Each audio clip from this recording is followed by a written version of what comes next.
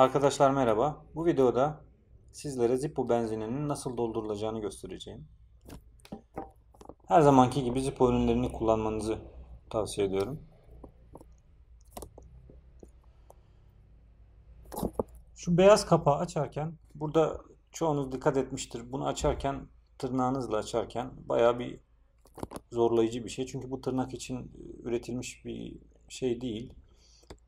Zippo bunu çakmağa uygun olarak, bakın şöyle göstereyim. Şu şekilde açılmasını sağlaması için üretmiştir. Yani bunu çakmağınızla kolay bir şekilde açabiliyorsunuz. Onu açtıktan sonra çakmağımızı çıkaralım.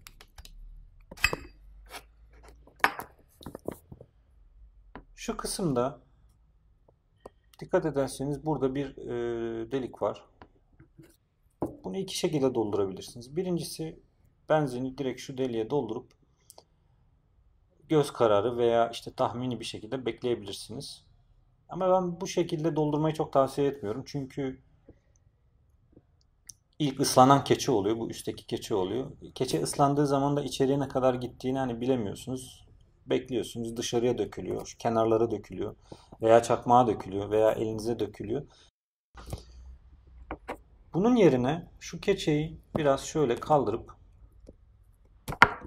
çakmağı şuradan doldurmanızı tavsiye ederim. Buradan doldurduğunuz zaman benzin direkt alt kısma gidecektir ve oradan yükselecektir. Keçe kuru olacaktır tabii. Benzin üst seviyelere geldiği zaman keçe ıslandığı anda çakmağınızın dolduğunu anlayacaksınız. Ve bu şekilde bunu kapatıyorsunuz.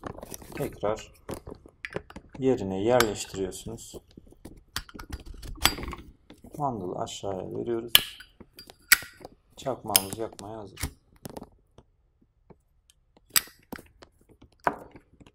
Bunun kapağını kapatmayı unutmayın lütfen.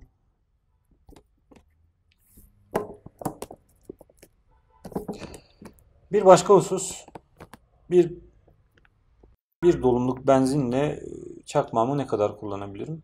Bunun ortalama süresi bir haftadır. Normal bir sigara kullanıcısı iseniz bir hafta kullanabilirsiniz.